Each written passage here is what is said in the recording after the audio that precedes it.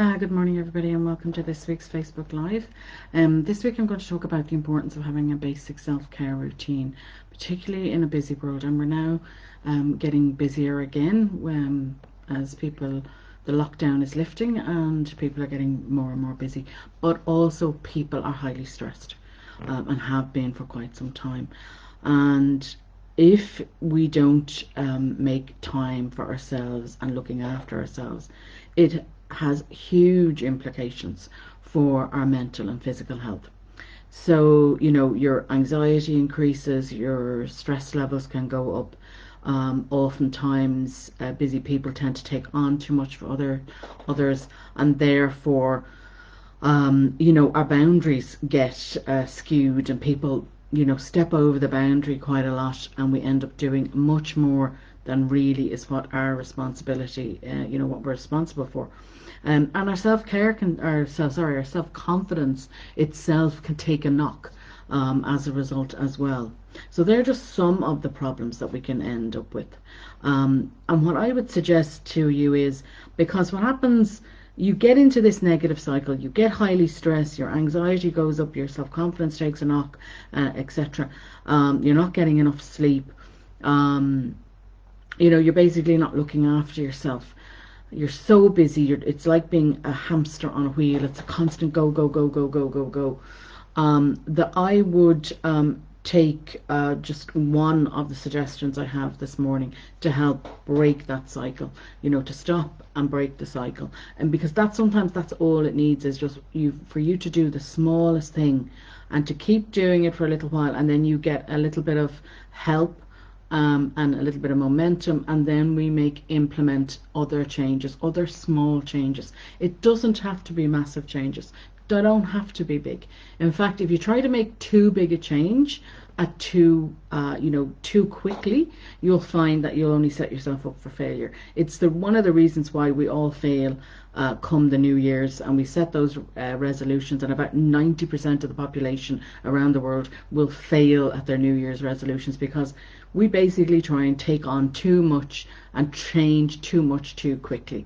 You're better off making tiny tweaks, just small steps, and then to help break that cycle and build the momentum from there. So I'm going to run through very quickly about 12 steps that I think people could take, and ones I've used myself in the past. Most of them I've talked about in my book, The Building Blocks of Self-Care, and I will leave a link below to where you can read the original blog, which has much more detail in it than I will go into this morning. Has more suggestions in it, and so just click the link and have a quick read. So the first one is sleep. If somebody comes to me as a psychologist, there's two things I look at first. One is their sleep patterns. If you're not getting enough sleep, it has absolutely huge implications for your mental and physical health.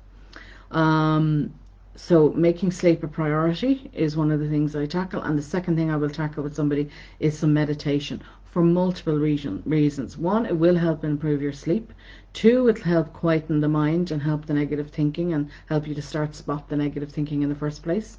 And three, it'll reduce your stress levels and your anxiety levels. So hugely important that you you adopt either of those. So sleep, if you're going to do it though, make it a priority. So you say, okay, I'm taking on sleep and I'm going to make that change. Make it a priority. We need about 7 to 9 hours sleep, and as we know, it has huge problems in terms of accidents on our roads. If you don't get a good night's sleep and get behind the wheel of a car, it's the equivalent of driving drunk. That's a scientific fact. So it's hard. But if you are a busy parent, and then you're out, you're trying to do all the things we do in our lives as well on top of that, it can be really hard. So a new mum, I will always say to new mum, or a mum with a child that's teething, or a dad with a child that's teething, or a new dad, forget the housework. If somebody offers to come and help you around the house, take it. Have a nap instead. If the child naps, you nap, and try and do that. If you have to go to work and you haven't had a good night's sleep, if you have your car with you, pop out to the car and have a 20-minute nap for your lunch instead. Eat something, have a quick nap, set the timer, you're going to be much better for it. It's okay to take that nap during the day. The same in work. I wish workplaces would have a room, a quiet room, where people like that, we're all busy with stressful lives, that they would set aside somewhere that people can go and have, maybe meditate or have a nap, a quick 20-minute nap. A lot of businesses, bigger businesses, are in fact implementing that as a good thought out strategy. Another idea would be to get the kids taken away by a relative for a night. Babysitters, yes please, take the babysitters. There you go, for one night a week, just so you can get one full night's sleep. Take it in turns with your spouse. If you are stay at home and your spouse is the only one working, if they are off at the weekends, then ask them, particularly if it's been a bad week, a stressful week, that you ask them to get up with the children for 1 or 2 nights over the weekend, and you have a sleep so you can cope better come Monday morning. So that's a couple of tips around sleep and trying to make it just one tweak there. Number 2, I would suggest, is eating 3 meals a day. If we are busy, more than likely we will forget to eat. We'll either forget to eat breakfast or we'll forget to eat lunch. And we'll end up then, as a consequence as well, not just of not eating properly, but of not having enough sleep. We will end up craving the carbs, the sugars, and the caffeine. Again, it's a negative cycle, because they'll all impact on your sleep. The caffeine will stop your sleep hunger drive from building. It's like turning off a tap. So, we're setting ourselves up for fail then again for another bad night's sleep when we reach for the caffeine. So it can be a negative cycle. So think about switching out after lunch, switching out the caffeine for a decaf.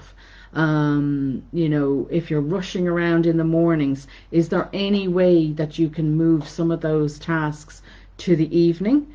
Is there any way you can get the kids making their own lunches? Are they big enough to be doing things like that? Just so you can free yourself up for a few minutes to eat something first thing in the morning. So we have to kind of sometimes think outside the box. How can I help myself? But when we're so busy, the problem is sometimes it takes somebody else to suggest to us, oh, maybe if you did this, if you got the kids making their own lunches, maybe if you got all the bags packed and beside the door and the coats ready hanging beside the door or already in the boot of the car the night before, then you wouldn't be so rushed in the mornings. We're so busy, we don't stop. We don't stop to think. Our mind is so busy. It's on that, washing machine spin mode constantly, that we don't think about these things. Number 3 is exercise. It's another area we tend to think we don't have enough time for when we're stressed, overstressed, and really busy in our lives. But a 10-minute walk at lunchtime, or even better still, particularly if you've got children, is to go for a 10 or 15-minute walk after dinner. You'll wear them down. They'll use up that excess energy and the excess adrenaline. You will calm down as well, because you'll be using up your energy and using up that energy, that adrenaline that's flowing through your body, and you might be getting woken up in the middle of the night with restless leg syndrome or something like that. So, think about that. Even a few stretches at your desk. I always suggest to my mums in my mums group that if you're hunched up and working over a desk all day, then, stepping back, stretching out, moving back the muscles, getting the shoulders down, trying to stretch that area is really good. 1, for your posture. 2, to relieve the tension that we can build up in our shoulders because of stress and being hunched over a desk all day. 2, we're not going into the collapse mode. If you think about it, you are subconsciously going into the collapse mode, which is part of the fight, flight, or fright mode. So you're feeding that subconsciously into your brain. So if you think about that, you want to be bringing it back. You want to lift up your shoulders, chest out and shoulders down. Think about doing that in terms of just a simple exercise you can do. Any sort of stretches, even using the bands, the resistance bands at your desk for a few moves at your desk. You can quite easily find suggestions there's some good physiotherapists on YouTube. You can find that I've found myself. They're very, very good. While you're waiting for the kettle to boil, maybe doing some jumping jacks or dancing around. Put the radio on, maybe dance around, 5-minute dance. Might be fun. The kids might laugh at you. They'd have a good fun. It breaks the tension. It's a great way to connect with the kids as well. Number 4 is to get a support team in place. This one, I think, if it was me, apart from the sleep and meditation, this is the one I would get in place very quickly. We all need 4 types of support, and I've talked about that before. We all need informational, emotional, social, and tangible supports. So, even having the phone numbers of people you can call in an emergency on your phone, or written down somewhere quite handy, maybe in your desk drawer or something like that, can be such a weight off your shoulders. But getting that information all compiled into one place, either a folder on your tablet or your phone or your computer, can be, a small tweak that we can make that will give us reassurance that that information is there when you need to. You don't have to go looking through stacks of paperwork to try and find it. Having the right positive people in your life. If you think about it, positive people are going to support you. Negative people are only going to drain you and probably use you. And as I said at the start, overstep the boundaries. They're going to be the ones that are going to have you doing everything for them. But if you needed them in an emergency, they'd be gone. They wouldn't be there. So having that right team of supporters, positive people around you, is vital. Number 5, creating a self-care kit for emergencies. I've talked about this before. If you're having a bad day, to have certain items there that can cheer you up.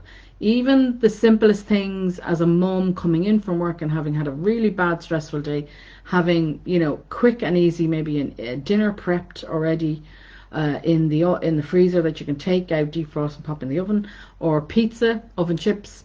They're not going to die, guys. They don't need a home cooked meal every night. Pop them in the pop them in the oven. You can sit down, put your feet up while it cooks, and have a chat with the kids rather than running around and trying to make something and getting them to do things.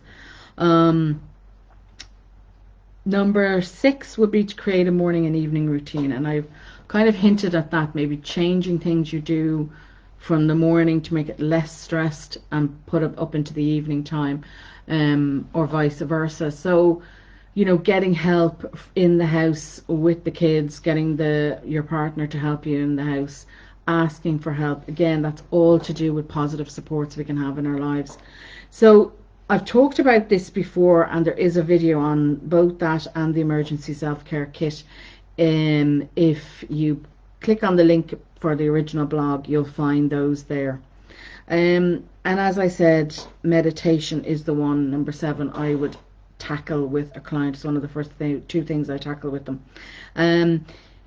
You can do a 3-minute breather, and I've talked about this before, that you can take on the go. Even 1 minute while you're sitting at the traffic lights, just to calm down or you're sitting in heavy traffic coming home, turn off the radio, don't listen to the negative stuff on the news channels, breathe instead. Focus on your breathing is much better for you and recentering for yourself, and much better for your stress. It allows you to calm down if you're on the train or the bus coming home from work or whatever. Again, use that time maybe to meditate. Is a good opportunity there for you to have released some of the stress from your body and tension from your body before you get home, and into into your personal life. But if you're working from home, if you're a stay-at-home parent, a 3-minute breather throughout the day is a good option. As I say to my mums, we all have to use the bathroom. That's probably, as a parent, the only place you will get, anybody knows that, like if you've got small kids, it's probably the only time you get to be by yourself. You get some headspace. It is a good place to do some breathing and just do a 3-minute breather. Again, I have a link out on how to do that. But if you'd like to learn, I am currently running meditation classes for free in my mum's group every Thursday night at 8 o'clock. So, there's a link to join in the description below. So, pop along, come and join the group, and come and join us on a Thursday night for free meditation classes. Number 8 then is to use a brain dump, and a brain dump is simply writing everything that's in your head down on a list, on a piece of paper. You can record it if writing is difficult for you. As I say to some of my students who have disabilities, I work with students with disabilities part-time, that they can record it. They can use an app on their phone just to record it. But if you can get it down and out of your head, everything, last minute before you go to bed, do a 3-minute breather, and then record or write down everything in your head. Even if you have a diary like I do, I'm a paper and pen girl, so I have my diary. I will still do a brain dump just before I go to bed. That allows your brain to take a break, or not to have to think about those things. Remember, when you're asleep, your brain is trying to shuffle everything back into the long-term memory. It can't hold everything here in the short-term or working memory. It has to move things back into a line. But if you're telling it to keep hold of something, you're not really giving it a chance to do its job. It's got a lot to do when you're asleep. Your brain is more active when you're asleep than when you're awake. So give it a break. And more likely than not, then it'll stop you having to wake up in the middle of the night worrying and having all these dreams, and you're wondering why you're waking up. It's all the worries, everything you're trying to keep in your head. I have that meeting tomorrow, and then you wake up after having a dream about the meeting, or you wake up and the first thing you start thinking about, and the cycle goes and goes and goes in your head, is the meeting tomorrow, or something else that's coming up. Maybe you're worried about an appointment with the doctor, or the hospital, or maybe you're worried about the kids, or you're worried about work in general, or money, or whatever it is. Get it all down. Get all the worries down. Get the shopping list out. Get the appointments out. Get everything you need out. And then that tells your brain it doesn't have to remember those things. It's okay, it's there. So that will help your sleep and help your stress levels. The other way I tell people to use a brain dump is if you're stuck, if you're trying to do something or try to decide what to do next, or you're running a project and people get stuck, I say to them, sit down and write down every task you have to do. Just start making a to-do list. And then, a few minutes, 5 minutes maximum, everything out of your head again. And get everything else as well, because there's usually a lot more than just the to-do list for this project or whatever it is down. Get it all down, write it all out, and then pick. You can just see, okay, I don't need to think, that's nothing to do with the project I'm working on. That's an appointment, that's tomorrow, or that's to do with next week or whatever, and you just write that over there. Keep that a separate list. And then look down the actual list that you have to do and pick the smallest, quickest thing you can do. And usually when we do that, we'll get the momentum back, and we'll get moving again, and we'll get unstuck, basically. So that's a couple of ways you can use the brain dump.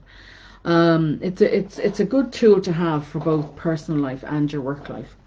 9, don't turn on the social media first thing in the morning. And don't turn on notifications from work either until you actually land in work, until it's work time. Both important to give your head a break. You don't need to be on social media first thing before you even get out of bed. In fact, it's the worst thing you could do, because it's setting you up usually for a negative cycle that day. It's usually setting your stress levels already going at high mode, or your anxiety at high mode. And the same with work. If you're hitting the emails for work first thing, even before you get out of bed, it's overwhelming. So allow yourself time to wake up. Allow yourself to get ready for work. Allow yourself to get the kids off to, when they go back to school, get them off to school. Take it a little bit slower in the mornings before you hit the ground running, basically. So it's a couple of things you can do, is not to turn on any notifications either for social media or for work, at least until you've had your breakfast. So try and think about doing that. So it's a small tweak we can do. And number 10 then, the same thing about work. Don't bring work home. Or if you are, and I know a lot of people are working from home still, have a designated time that you finish at and turn off the notifications. That's it. If you are like me, and I did this a long time ago, I discovered that my job role had expanded to such an extent that when I actually left that place, they had to hire 2 people to replace me. The role had expanded. And what happens is we go into a role, we take on the job, and it creeps up slowly. And we just take on the work, more and more and more work, and we're working longer hours, we're taking the work home with us. It's crazy. If that's happening, the role needs to be reviewed, and to see, is there actually a job for two people, or maybe something can be delegated to somebody else in work. It's too much basically. So that would be high stress, and something has to give, and it'll be your physical and mental health that'll give first if that is not reviewed. Number 11 is everybody else in the house doing housework as well. I know that can be hard for some people. Yes, the kids won't do it to your standard. Maybe even your partner won't do it to your standard, but they will learn. Remember, housework, cooking as well, is a life skill. We need to be teaching our kids these things. They don't come with a maid. They're not born with a maid attached to them. They need to learn this for themselves and go out, into the big world when they get to be adults and look after themselves. But if you don't teach them, they don't know how. So they learn that by being at home. So, busy people tend to keep going, both in their personal lives and at work. So, you need to set some boundaries there. Kids can help with housework. Even smaller kids can help with housework. They can help with cooking. You're teaching them a life skill. So think about that. Free up some time for yourself there. Maybe then that's time that if everybody gets in and helps out, that there's time for family time. There's time for you to have that date night with your partner. Because if you don't, nurture that relationship, at the end of the day, the kids will be gone and you won't have a relationship. You'll be two strangers living together. You need to nurture that relationship. You need to have connection with other people, your friends. You need to be able to connect with them, family and friends too. But if you're constantly busy and constantly doing things for everybody else, you won't have that time. So think about delegating or deleting, handing back responsibility to the right people. And the last thing I say, particularly to mums, is, and not to eliminate dads either, but is get your checkups, guys. We tend to make sure the kids have their checkups and we forget we need them too. So dentists, doctors, schedule those appointments in for yourself as well. Just please take care of your physical and mental health. So I leave it there. And as I said, there's a lot of links both to the mums group and to the original blog, with more links out to videos and other blogs, and it's in the description below. And I'll talk to you all again next Saturday morning, and thanks for listening.